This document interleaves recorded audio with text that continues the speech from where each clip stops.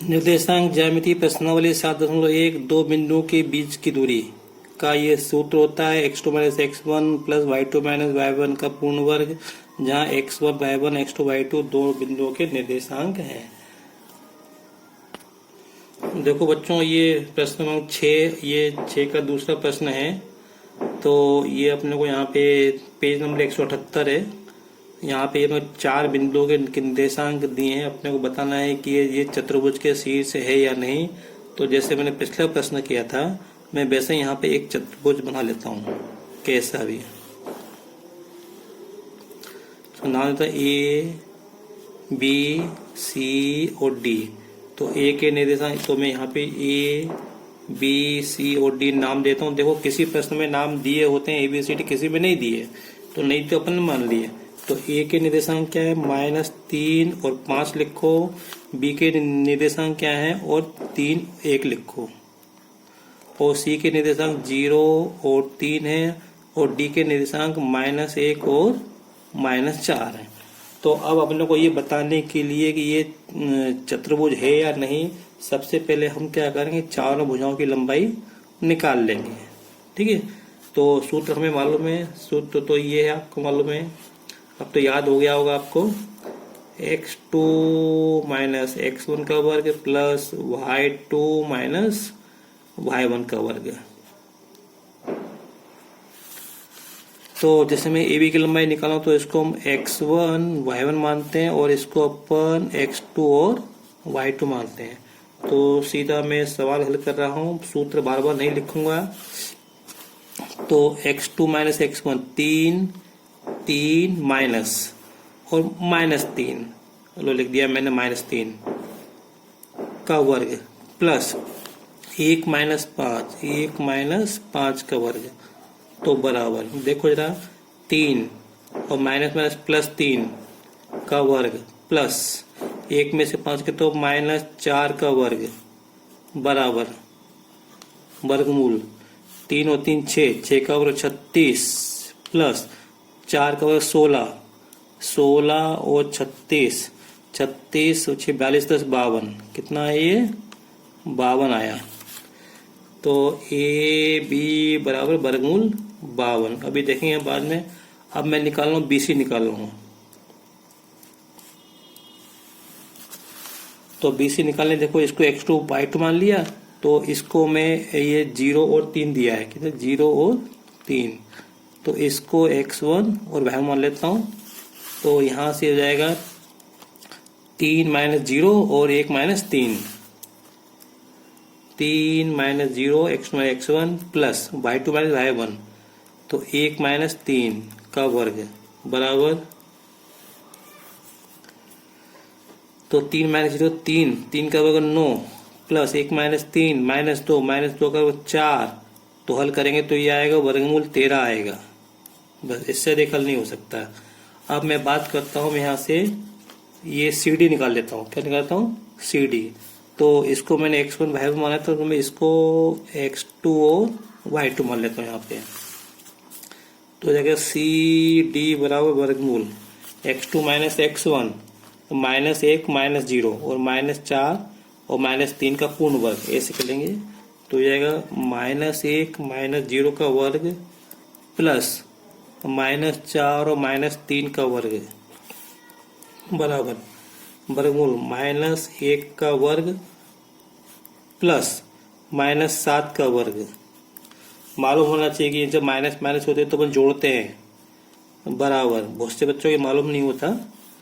-1 का वर्ग 1 आएगा प्लस का, और -7 का वर्ग प्लस के 49। तो ये आएगा वर्गमूल 50 आएगा। तो ये 50 है। देखो इसकी लंबाई कितनी है, अपनी AB की लंबाई है वर्गमूल 52 आई, और BC की लंबाई वर्गमूल 13 आई, और CD की लंबाई वर्गमूल 50 आई। अब मैं AD की लंबाई निकाल रहा हूँ। तो ये हमने x1 y1 माना था, इसको x2 y2। तो -1 प्लस 3 हो जाएगा, -4 -5 हो जाएगा। तो हो जाएगा AD बराबर वर्गमूल -1 और -3 तो +3 हो जाएंगे, ये का वर्ग प्लस -4 और -5 का वर्ग बराबर वर्गमूल, ये हो जाएगा -3 + 3 तो प्लस के 2 का वर्ग तो 4 आएगा, और -4 -5 माइनस के 9 हो जाएंगे 81 आएगा, दोनों को जोड़ेंगे तो ये आएगा वर्गमूल 85।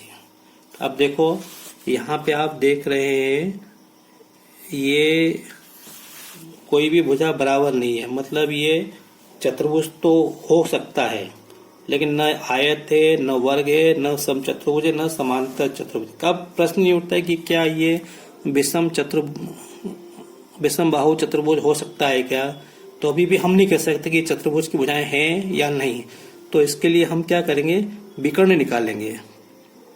तो अपन ए सी और बी डी दोनों विकर्ण निकाल के देखते हैं। सवाल लंबा है, केवल करने के लिए, परीक्षा की दृष्टि से इम्पोर्टेंस नहीं है। तो देखो अब इसको अपन सत्यापित करने के लिए ये चतुर्भुज के शीर्ष है या नहीं, या चतुर्भुज वास्तव में बन रहा है कि नहीं बन रहा है, तो अपन पहले इनके विकर्ण निकालेंगे। तो मेरी अगर आप सलाह मानो तो सबसे पहले आप ए सी निकाल लेते हैं अपन, ए सी की लंबाई निकाल लेंगे, इसी से बात बन जाएगी।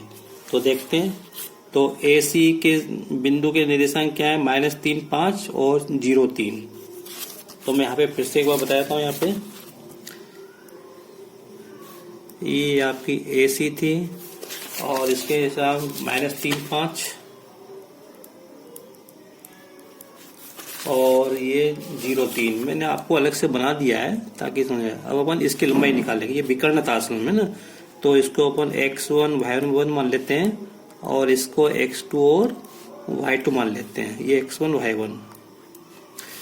तो यहाँ से ए सी बराबर, सूत्र नहीं लिखा, सूत्र अपन लिख लिया एक बार, तो ये आएगा 0 + 3 हो जाएगा यहाँ पे, +3 - 5 का वर्ग हो जाएगा, तो बराबर 0 + 3 मतलब 3 का वर्ग 9 आएगा, और प्लस 3 में से 5 गए -2, -2 का प्लस के 4, तो क्या आएगा, ये वर्गमूल 13 आया। कितना है, एसी के मान कितना है, वर्गमूल 13। अब आप ध्यान से देख रहा, यहाँ पे इस चित्र में इसकी लंबाई कितनी हो रही है, वर्गमूल 13। तो देखो भैया, ये वर्गमूल 13 और ये वर्गमूल 13। अगर मैं इस वर्गमूल 52 को देखूं तो इसको मैं ऐसा लिख सकता हूँ, 13 चौक 52 होते हैं ना, तो ये 2 वर्गमूल 13। अब मैं इस फिगर को थोड़ा यहाँ पे आपके सामने बना देता हूँ, ये दोबारा से बना देता हूँ। यहाँ पे ये फिगर कुछ ऐसी बन रही है, देखो ये CAB, देखो इसका मान कितना है, वर्गमूल 13, इसका मान कितना है, वर्गमूल 13, इसका मान कितना है, इसको हल किया तो यह 2 वर्गमूल 13। तो देखो क्या होता है, त्रिभुज में किन्हीं भी 2 भुजाओं का योग तीसरी भुजा से अधिक होता है। त्रिभुज में किन्हीं भी 2 भुजाओं का योग तीसरी से अधिक होना चाहिए, मान लो बराबर भी नहीं होना चाहिए। देखो अब अगर मैं इन दोनों का योग करूं तो कितना आएगा, 2 वर्गमूल 13। अगर मैं इन दोनों का योग करूं तो कितना आएगा, वर्गमूल 13 प्लस वर्गमूल 13। ठीक है, तो अब इन दोनों का योग इससे अधिक होना चाहिए, तो जब मैं इन दोनों को जोड़ूंगा तो कितना मिलेगा, 2 वर्गमूल 13। तो बताओ इन दोनों का योग इससे अधिक हो रहा है क्या, नहीं हो रहा, बराबर है, अधिक होना चाहिए। तो इसका मतलब ये है कि ये त्रिभुज की भुजाएं हो ही नहीं सकती। कहने का मतलब ये तीनों जो है त्रिभुज की भुजाएं नहीं हो सकती, इसलिए इसका मतलब ये है कि ये चतुर्भुज नहीं हो सकता। दूसरे शब्दों में जो हमको ये शीर्ष दिए थे, ये किसी भी चतुर्भुज के शीर्ष नहीं है।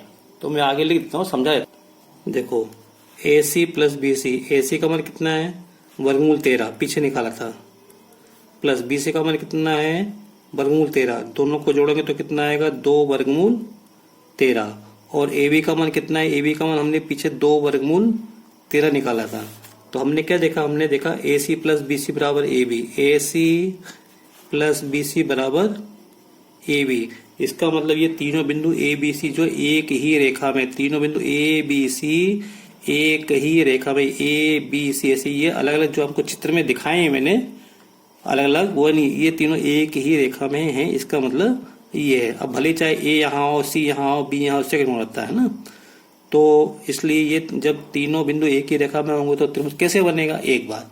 दूसरा हम देख सकते हैं कि त्रिभुज के लिए AC और BC का योग इससे अधिक ए बी से अधिक होना चाहिए, नहीं है क्योंकि ये तो बराबर है, तो है ना, तो यहां पे लिख दो चूंकि ए सी प्लस बी सी बड़ा नहीं है ना, ये इस तरह से नहीं, ए बी है, तो अतः दिए गए शीर्ष चतुर्भुज